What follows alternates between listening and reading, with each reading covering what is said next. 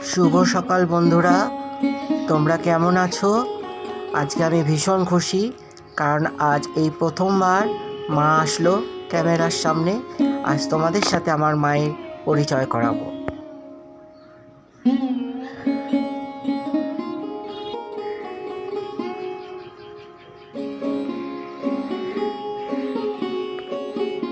High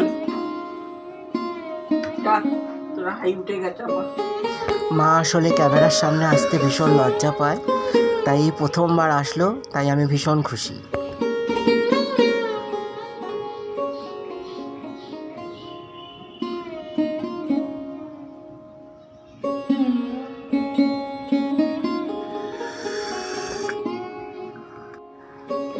সকাল সকাল মায়ের হাতে বানানো গরম রুটি, তার সঙ্গে আমার বানানো পাঁচমিশালি পনিরের সবজি আর পাকা আম, তার সাথে 2টি কাঁচা লঙ্কা।